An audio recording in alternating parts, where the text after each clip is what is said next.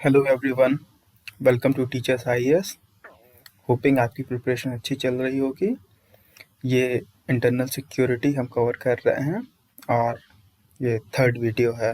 इसके पहले जो फर्स्ट वीडियो था वो इंट्रोडक्शन था। उसमें हमने डिस्कस किया था कि क्या कितना वेटेज है, अप्रॉक्सीमेटली 50 मार्क्स वेटेज है आउट ऑफ 250 जीएस पेपर 3 में। और प्रीवियस ईयर क्वेश्चंस देखे थे और जो टॉपिक्स को हमने डिवाइड किया था 7 सब टॉपिक्स में, जिन्हें हम एक एक करके डिस्कस कर रहे हैं। तो अभी हमारा चल रहा है जो पहला टॉपिक है, linkages between development and spread of extremism. उसी में एक्सट्रीमिज्म का पार्ट है ये लेफ्ट विंग एक्सट्रीमिज्म और नक्सलिज्म। इसके पहले हम जनरल एक्सट्रीमिज्म के बारे में डिस्कस कर चुके हैं सेकेंड वीडियो में। तो दोनों वीडियोस के लिंक नीचे डिस्क्रिप्शन में दिए हुए हैं। अगर आपने नहीं देखा है तो प्लीज़ उन्हें देख लीजिए और फिर इसके बाद हम ये नक्सलिज्म स्टार्ट करते हैं। तो डेफिनेशन, नक्सलिज्म की डेफिनेशन की बात करें तो ये जनरल होता है कि माओइस्ट जो आइडियोलॉजी है ये उसे फॉलो करते हैं। ये किसी डेमोक्रेसी या इन सब चीज़ों में बिलीव नहीं करते हैं। तो जो फॉर्मल डेफिनेशन है वो देख लेते हैं। The term naxalite in order to check for eligibility is loosely defined as any member who takes part in the violent armed struggle advocating Maoist communism। तो आप जानते होंगे सोशलिज्म एंड कम्युनिज्म में डिफरेंस, एंड जो Marxist communism है, Maoist communism है। तो communism जो है वो एक फॉर्म ऑफ सोशलिज्म है, बट ये वायलेंट फॉर्म ऑफ सोशलिज्म है। जो मार्क्सिस्ट का जो सोशलिज्म है उसे हम कम्युनिज्म कहते हैं। एंड माओ ने उसमें काफ़ी सारी मॉडिफिकेशन की थी, तो वो माओइस्ट कम्युनिज्म बन गया था जिस पे चाइनीज़ रेवोल्यूशन हुआ था, चाइनीज़ रेवोल्यूशन बेस्ड था। तो ये माओइस्ट कम्युनिज्म जो है उसको एडवोकेट करते हैं। Ideologically they believe in Maoism, however they are also influenced by Marxist Leninist school of thought. So communism का ओरिजिन ही मार्क्सिज्म से है, एंड लेनिन ने उसको मॉडिफाई करके जो कम्युनिस्ट पार्टी कॉन्सेप्ट है वो लेके आए थे। तो ये इन तीनों से जो नक्सलाइट्स हैं ये इन्फ्लुएंस होते हैं मार्क्सिस्ट, कार्ल मार्क्स से, लेनिन से, बट जो सबसे ज़्यादा इन्फ्लुएंस इनके ऊपर है वो माओ का है, माओ जेडोंग का। Even Plato talked about communism, but communism got new interpretation after Marx। तो इनिशियली जो कम्युनिज्म था वो पीसफुल हुआ करता था। है ये जो कम्युनिस्ट हैं, ये जो सोशलिस्ट हैं वो बात करते हैं इक्वालिटी की, सोशल इक्वालिटी की, सोशियो इकोनॉमिक इक्वालिटी की। एंड जो कैपिटलिज्म है they talk about political equality. तो जो मार्क्स के आने के बाद से जो कम्युनिज्म है वो एसोसिएट होकर मार्क्स के साथ, मतलब वायलेंट फॉर्म ऑफ सोशलिज्म के साथ। एंड जो माओ के केस में था, he never wanted an stateless society as last stage, whereas Marx wanted an egalitarian society as the last stage. And Marx के केस में जो है वो रेवोल्यूशन एक बार होता था, बट माओ के केस में एक स्पेसिफाइड पीरियड के बाद रेवोल्यूशन रिपीट होते रहते थे। तो पॉलिटिकल साइंस में हो जाएगा, उतनी डेप्थ में जानने की जरूरत नहीं है, बस आपको याद रहे इसलिए मैंने बता दिया है। इन केस इन वर्ड्स के बीच में, इन टर्म्स के बीच में डिफरेंस आ जाता है, पूछ लेते हैं, कहीं भी इंटरव्यू में पूछ लेते हैं, तो डिस्कशन से याद रहेगा। What is left-wing extremism? The left extremist outburst, also known as Naxalite movement, started in 1967 in Naxalbari area of Darjeeling on 2nd March 1967. A youth, Bimal Kisan, obtained a court order to plough his field, but the zamindar who earlier owned the land stopped the boy and prevented him from entering the land.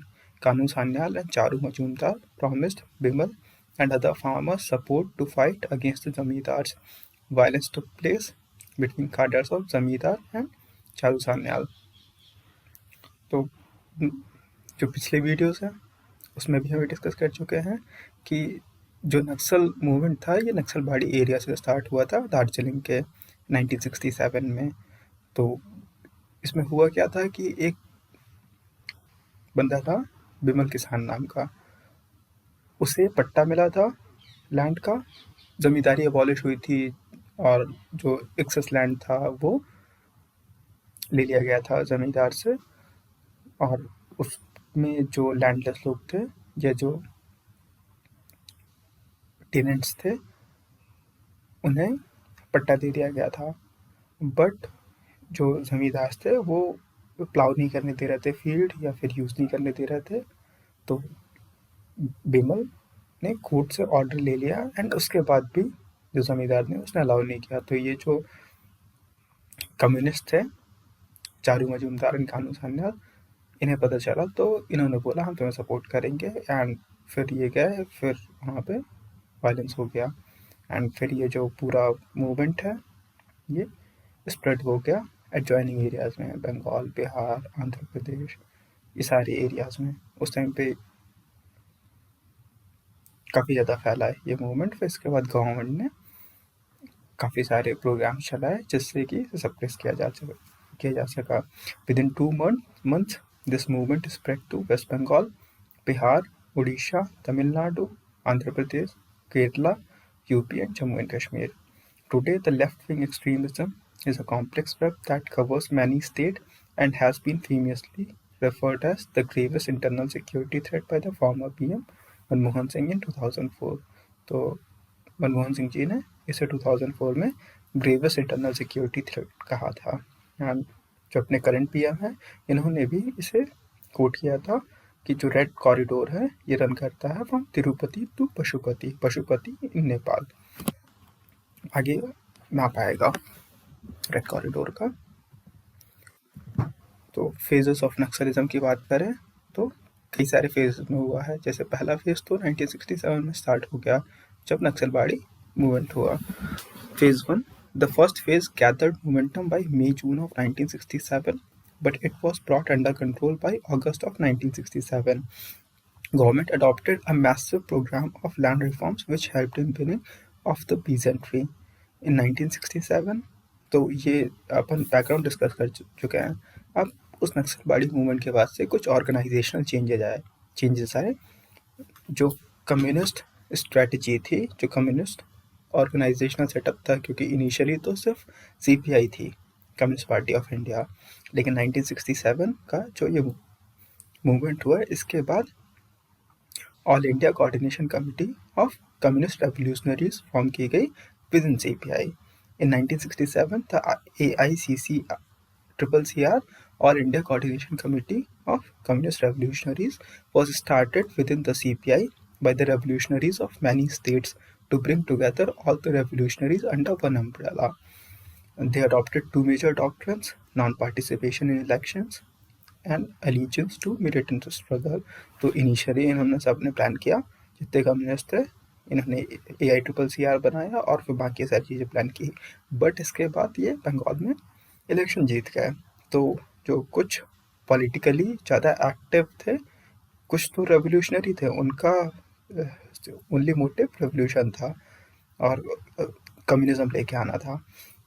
But कुछ थे जो politically opportunist थे, हैं वो leaders काफ़ी famous रहे हैं and CM बने हैं बंगाल के, बट नाम नहीं ले सकते। तो उन्होंने फिर इसकी वजह से उसमें डिवीजन भी आए उनके मूवमेंट में। तो ये इनिशियली AICCR 1967 में इन्होंने फॉर्म किया। दो मेजर डॉक्ट्रिन्स थी इनकी कि हमें इलेक्शन में पार्टिसिपेट नहीं करना है, अलीजेंस टू मिलिटेंट स्ट्रगल, ये दो इनके मेजर डॉक्ट्रिन्स थी। 1969 में AICCR formed a separate political party CPI-ML, क्योंकि CPI की गवर्नमेंट आ गई थी बंगाल में तो उन्होंने गवर्नमेंट बना ली। तो जो ज़्यादा मिलिटेंट पार्ट था वो सेपरेट करके उन्होंने CPI-ML, CPI मार्क्सिस्ट लेनिनिस्ट बना ली। तो लीडर जनरल सेक्रेटरी होता है, तो CPI-ML का वो था, कौन थे? चारू मजूमदार। इन्हें father of Naxalism in India भी कहा जाता है। Phase 2. From the late 1970s, the left-wing extremism became largely agrarian. During this period, extremism spread to North Bihar and Andhra Pradesh. During this period, Naxalism went into a period of hibernation due to the commitment of the state to implement land reforms and conditions that prevailed during the period of emergency. CPI-ML, after disintegration, two major groups formed were People War Group and MCC, Marx communist centre. So हुआ क्या, इसके बाद जब government ने massive reform start किया तो जो people थे उनकी एस्पिरेशंस को सेटिस्फाई किया गया, इसकी वजह से जो कम्युनिस्ट रेवोल्यूशन था ये थोड़ी देर के लिए हाइबरनेशन के पीरियड में चला गया। एंड फिर उसी टाइम पे 1976 इमरजेंसी लगाई इंदिरा गांधी ने, तो उसके बाद काफ़ी स्ट्रिक्ट एक्शंस लिए गए थे, नॉर्मल पॉलिटिशियंस को जेल में डाल दिया गया था। तो रेवोल्यूशनरीज जो हैं या फिर जो कम्युनिस्ट हैं उन मतलब काफ़ी स्ट्रिक्ट थी गवर्नमेंट तो उस टाइम पे, इस वजह से वो जो मूवमेंट था काफ़ी अंडरग्राउंड हो गया। और ये जो CPI-ML है इसका अगेन डिसइंटीग्रेशन हुआ टू मेजर ग्रुप्स में, पीपल्स वॉर ग्रुप जिसको CPI माओइस्ट भी कहा जाता है, ये आंध्रा में ऑपरेट करता था, एंड माओइस्ट कम्युनिस्ट सेंटर ये ऑपरेट करता था बिहार में।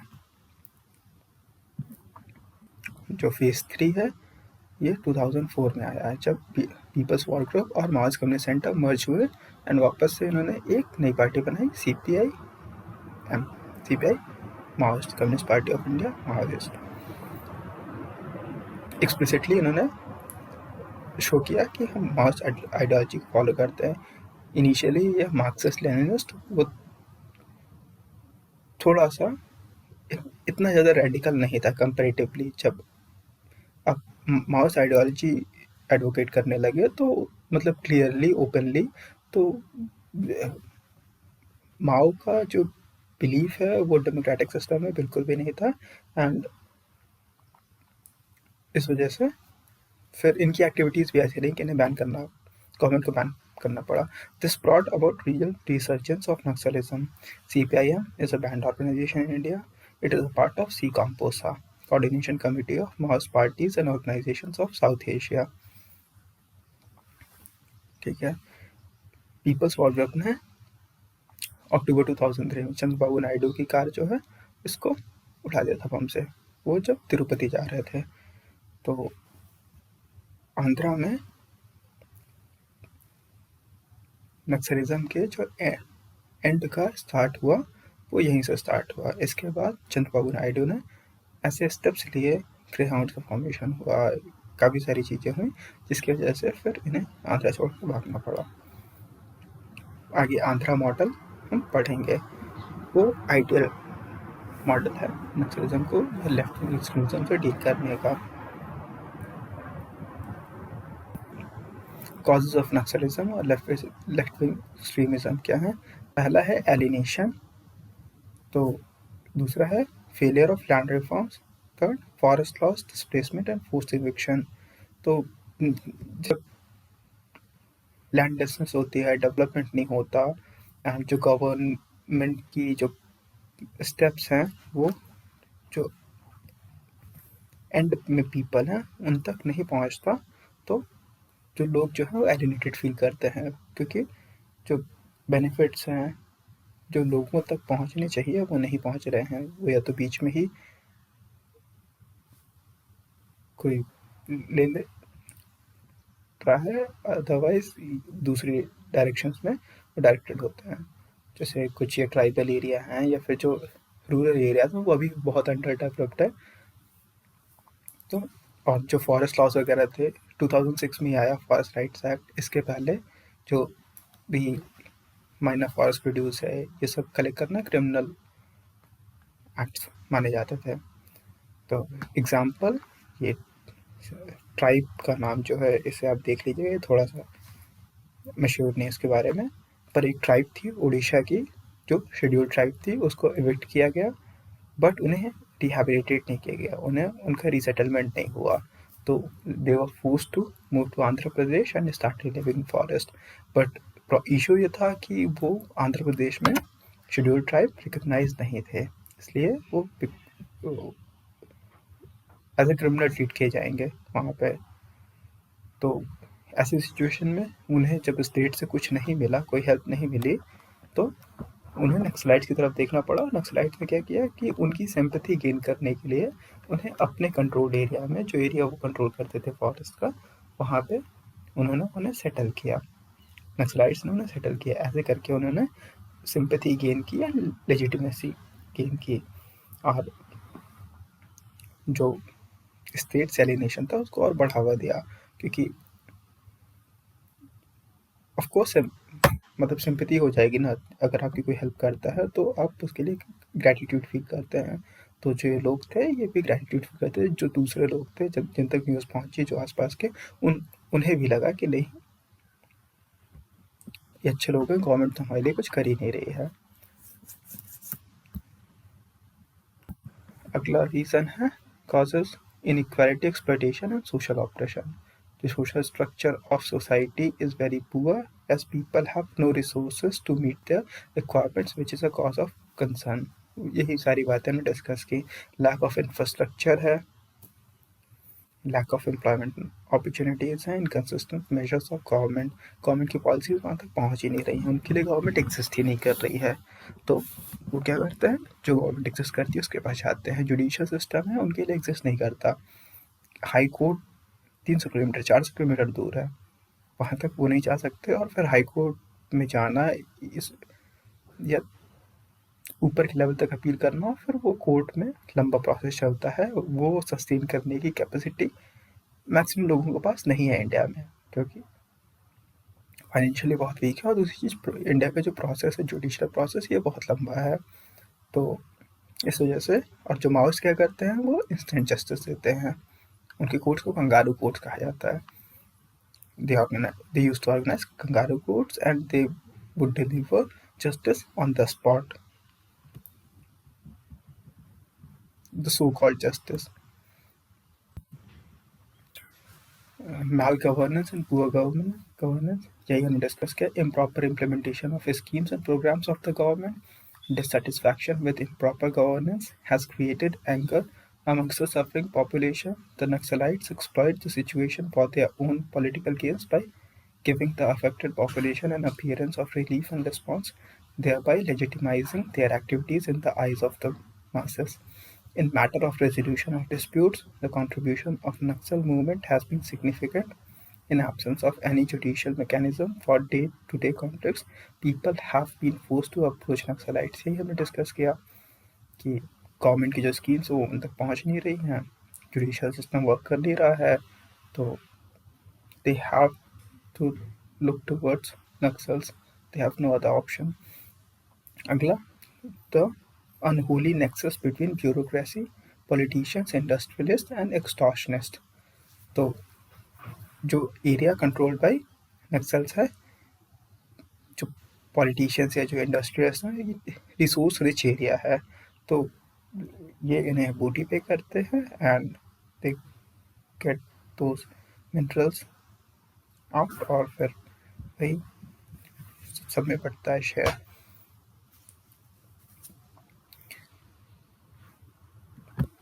पॉलिटिशियंस भी पार्ट होते हैं इसका, ब्यूरोक्रेसी भी पार्ट होती है, एंड इंडस्ट्री से एक्सटॉर्शन भी होता है। AIIMS and objectives of Maoism Naxalism in India. इनकी एम्स ऑब्जेक्टिव्स क्या हैं, ये हमें पता चलता है जो CPIM का कॉन्स्टिट्यूशन है। The constitution describes the goal of the party as long term state capture. They do not believe in parliamentary democracy and talk about building up of armies so as to inflict decisive defeat on the armies of the enemy. Long term goal हो गया इनका state capture, short term goal भी है। Article 4, the immediate aim of the party is to accomplish new democratic revolution in India by overthrowing imperialism, feudalism and bureaucratic capitalism through a protracted people's war, that is long term people war, to establish people's democratic dictatorship। ये इनका short term गोल है। Article 6 क्या कहता है CPM constitution का? Any resident of India who has reached the age of 16 years can be its member. Self explanatory है चीज़ें। Features strategies of Naxalism, तो माओ जेडोंग ने 3 प्रॉन्ज स्ट्रैटेजी दी थी रेवोल्यूशनरी वॉरफेयर के लिए। पहली, base area must be organised, consolidated and preserved in an isolated and difficult terrain. Example, Naxalite cadre begin their work in remote hilly, tribal and rural areas. Steady expansion of bases and procurement of arms by terror attacks on enemy units. This stage involves guerrilla warfare, whose objective is to have maximum impact on the morale, motivation and psychology of the Indian forces than gaining a territorial control like a conventional war. Enemies and their camps must be destroyed by conventional battles. तो ये 3 stage की 3 prawns strategy है। इनकी initially अपना जो base area है उसको बहुत सिक्योर, बहुत रिमोट लोकेशन पर रखना है, जिससे कि जो सिक्योरिटी फोर्सेस हैं उनके लिए वहाँ पहुँचना मुश्किल पड़े। एंड जो दूसरा प्रोसेस है, जो दूसरी स्टेज है, उसमें क्या है कि सरप्राइज अटैक लॉन्च करने हैं, गुरिल्ला वॉरफेयर, और इससे क्या करना है, हमें जो आर्म फोर्सेस है इनका मोराल डाउन कर देना है। एंड जब ये सारी चीज़ें होती है, आर्म्स कैप्चर करना है, टेरिटरी गेन करना है, ये सेकेंड स्टेज का ऑब्जेक्टिव नहीं है। जो आर्म्स ले सकते हैं अपन वो लेना है, एंड इनकी साइकोलॉजी, जो फोर्सेस है, इंडियन फोर्सेस, आर्म फोर्सेस हैं, इनकी साइकोलॉजी या जो मोराल है इसको डाउन कर देना है। एंड जो फाइनल स्टेज है उसमें कन्वेंशनल बैटल से फिर टेरिटरीज गेन करनी है और एनिमी के जो कैंप्स हैं उनको डिस्ट्रॉय कर देना है। तो ये स्ट्रेटजी माओ जेडोंग ने सजेस्ट की है और जो चाइनीज रेवोल्यूशन उसमें फॉलो भी की है।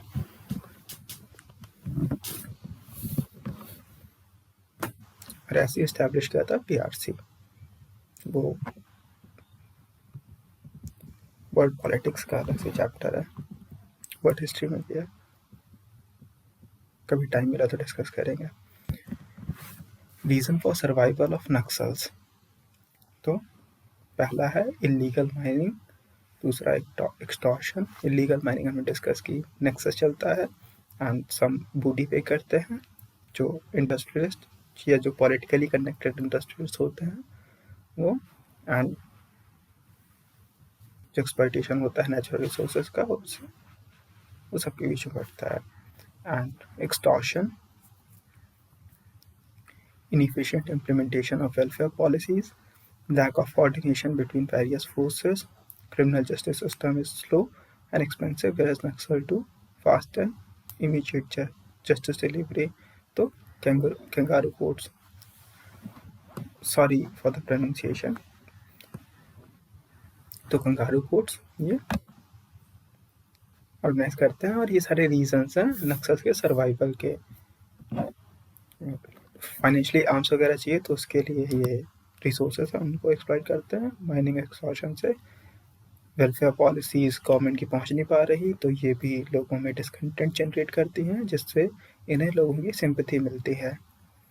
And lack of coordination between various forces, multiplicity of forces, हर स्टेट में 3-3, 4-4 फोर्सेस हैं जो डील कर रही हैं और उनमें आपस में जो ट्रस्ट डेफिसिट है। स्पेशलाइज्ड फोर्स भी है, जैसे ग्रे हाउंड्स हो गई, स्ट्रैको हो गई और C60 हो गई, ये स्पेशलाइज फोर्सेस हैं। फिर जो स्टेट पुलिस है वो है, फिर सेंट्रल फोर्सेस हैं जैसे CRPF, और भी 1-2 होती हैं, SOGs हो गए एंड SPOs, ये जो माओइस्ट जिन्होंने सरेंडर की, जो नक्सलाइट्स जिन्होंने सरेंडर किया है उनसे सल्वाजुडम केस आगे पढ़ेंगे तो उसमें कि इनको गवर्नमेंट, जो स्टेट गवर्नमेंट है, ये SPOs डेजिग्नेट कर देती हैं, स्पेशल पुलिस ऑफिसर्स। तो ऐसे 5-6 फोर्सेस हो गई एंड इनके बीच में जो कोऑर्डिनेशन है वो लैक करता है और ट्रस्ट डेफिसिट रहता है, जिस वजह से फिर आगे आएगा आगे की स्लाइड्स में। की स्ट्रेंथ ऑफ माओइस्ट क्या है? A robust and efficient intelligent network है। The devolution of authority to local commanders, जो पुलिस है या CRPF है इसमें इन्हें ऊपर से ऑर्डर्स के लिए वेट करना पड़ता है एंड अकाउंटेबिलिटी मैकेनिज्म है। बट नक्सलाइट के केस में ऐसा कुछ नहीं है। जो ऑन द ग्राउंड बंदा लीड कर रहा है उसके पास सारी अथॉरिटी है, वो सारे डिसीजंस ले सकता है जो भी उसको नेसेसरी लगते हैं। तो ये बैटल फील्ड में उनके लिए एडवांटेजेस है और आर्म फोर्सेस के लिए डिसएडवांटेज है। An ability to quickly readjust their strategy, extensive support from local tribes, and the ability to organize them in a tribal militia for short-term tactical purposes. तो ये सब अभी विजिबल ही था जो बीजापुर में अटैक हुआ। एक सोल्जर था जिसको उन्होंने कैप्चर कर लिया था एंड जब उसको रिलीज किया तो कितनी सारी क्राउड जो थी वो इकट्ठी हो गई थी सपोर्ट के कि आइडेंटिफाई करना मुश्किल पड़े। तो एक ऑफिसर भी है, उन्होंने इस नोट पे किया, उनका स्टेटमेंट भी आगे दिया हुआ है। Domination of the local landscape, बहुत आइसोलेटेड एरिया है एंड उसमें जो आर्म फोर्सेस है इनके लिए मूव करना भी टफ होता है एंड जो माओइस्ट हैं वो यूज टू है और जो गुरिल्ला वारफेयर की टेक्निक्स हैं उनमें वो एक्सपर्ट हैं। Salwa Judam case 2011. Some people in Naxal-affected areas got fed up with Naxal activities, organized themselves to prevent the villages from getting attacked by Naxalites. The state government designated them as SPOs, Special Police Officers. This case went to Supreme Court and court declared this grouping as unlawful. And government को order किया था तो supreme court ने कि आप इसे डिस्बैंड कीजिए। Basically Orissa का केस है ये रहा अपना red corridor from Tirupati to Pashupati in Nepal.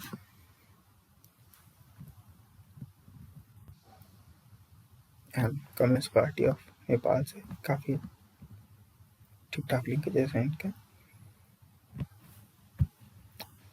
इसी कॉम्पोसा में ये सारे पार्ट हैं, चाहे वो नेपाल की हो या फिर जो दूसरी कम्युनिस्ट पार्टीज हैं। गवर्नमेंट का रिस्पांस कैसा रहा है, तो 4 कैटेगरीज में हम डिवाइड कर सकते हैं गवर्नमेंट को रिस्पांस को। पहला है सोशियो इकोनॉमिक मेजर्स, दूसरा है एंटी नक्सल ऑपरेशंस, थर्ड है सरेंडर पॉलिसीज एंड फोर्थ है स्कीम्स और इनिशिएटिव्स कुछ लॉन्च किए हैं, जैसे IAP हो गया, इंटीग्रेटेड एक्शन प्लान, समाधान स्कीम हो गई, SRE हो गई। पढ़ते हैं उसको। तो सोशियो इकोनॉमिक मेजर्स की बात करें तो integrated action plan by the planning commission for selected tribal and backward districts for accelerated development. इसमें क्या है कि बजट से गवर्नमेंट कुछ जो पैसे है वो एलोकेट करती है, स्पेशली जो left wing extremism affected areas हैं उनके लिए प्लानिंग कमीशन ने लॉन्च किया था IAP। इसका नाम अब चेंज कर दिया गया है, मुझे नाम अभी याद नहीं आ रहा, मैं इसको लिंक में बाद में देख के इसको पोस्ट कर दूंगा। Introduction of scheme such as MG NREGA, PESA, forest right act 2000, forest rights act 2006। तो ये सारे एक्ट्स वगैरह या स्कीम्स वगैरह लॉन्च किए हैं। Setting up of standing committee of chief ministers of left wing extremism affected area. Standing committee बनाई है गवर्नमेंट ने under the chairmanship of home minister, union home minister. Anti Naxal operations, पहला तो हो गया सोशो इकोनॉमिक मेजर्स, दूसरा anti नक्सल operations. तो strategy क्या रही है, location, isolation and elimination of threats. Locate करो, उन्हें आइसोलेट करो एंड देन एलिमिनेट करो। Setting up of unified command in Jharkhand, Chhattisgarh and Orissa. Scheme for introduction of fortified police stations, क्योंकि स्टेशंस जो पुलिस स्टेशन वो फोर्टिफाइड नहीं तो पुलिस वाले को डरते थे एंड वो इवन केसेस भी हुए हैं जिसमें जो नक्सल्स हैं वो पुलिस स्टेशन पर अटैक करते थे एंड जो आर्म्स वगैरह वो लूट के ले जाते थे। Setting up of specialist anti Naxal forces such as COBRA, Greyhounds. Major factor elimination में ये जो स्पेशलाइज्ड एंटी नक्सल फोर्सेस हैं। State-led initiative. Tamil Nadu has started 10-day guerrilla warfare training to the state police officials. Surveying of laborers from other states is being done by the Kerala government as the Naxals are looking for hideout in safe places. Self-explanatory है. Surrender policies, socio-economic measures. तो उन्हें पट्टा वगैरह grant कर दिए जाते हैं जो भी सरेंडर करते हैं उनका रिहेबिलिटेशन का जो होता है प्रोसेस होता है. इसके लिए स्कीम भी है national rehabilitation and resettlement policy of 2007. And फिर बाकी स्कीम्स वगैरह की बात करें तो SRE हो गई, सिक्योरिटी रिलेटेड एक्सपेंडिचर स्कीम. समाधान स्कीम काफ़ी फेमस है. इसके 12 ऑब्जेक्टिव्स हैं. तो समाधान का फुल फॉर्म है, आप देख लीजिएगा. As for smart leadership, aggressive strategy, motivation and training, actionable intelligence, dashboard-based KPIs, key performance indicators, and KRAs, key result areas, harnessing technology, action plan for each theatre, no access to financing. 12 major areas हैं. Insecurity operation doctrine समाधान. आप इन्हें खुद से पढ़ लीजिएगा. वैसे need नहीं है, फिर भी मैंने दे दिया यहाँ पर. Critic of governments response. तो क्या कमियाँ रह रही हैं गवर्नमेंट के रिस्पॉन्स में? Lack of coordination between union and states. Between states भी कोऑर्डिनेशन लैक कर रहा है एंड बिटवीन यूनियन स्टेट्स भी कोऑर्डिनेशन लैक कर रहा है. तो होता क्या है कि एक स्टेट जब टफ हो रहा है नक्सल्स पे, दूसरा लीनियंट हो जाता है एंड उतनी स्ट्रिक्टनेस के साथ इन्फोर्स नहीं करता है. तो क्या करते हैं, जब बॉर्डर क्रॉस करके जहाँ पे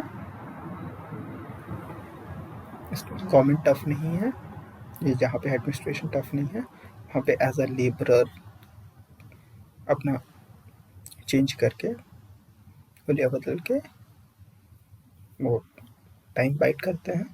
एंड जब दूसरी गवर्नमेंट जो है वो टफ होती है तो वापस से पहले स्टेट में जाके एंड बीच बीच में सारी एक्टिविटीज़ अपनी करते रहते हैं.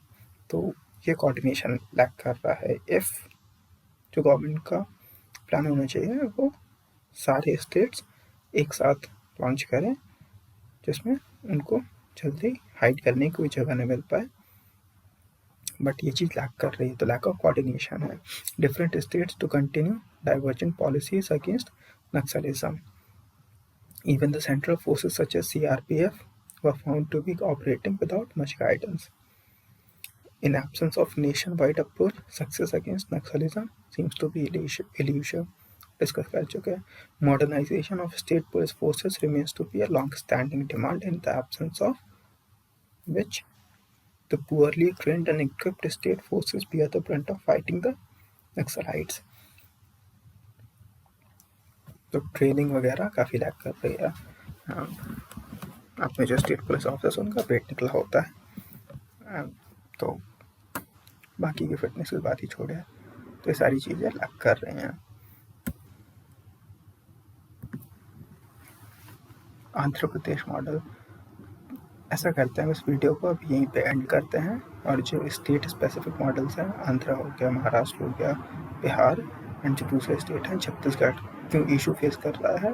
अप्रॉक्सीमेटली 40% ऑफ जो केसेस हैं, टोटल जो नक्सल केसेस आ रहे हैं इंडिया में, उसका 40% छत्तीसगढ़ से आ रहे हैं. तो ये सारा हम अगले वीडियो में कवर अप कर लेते हैं.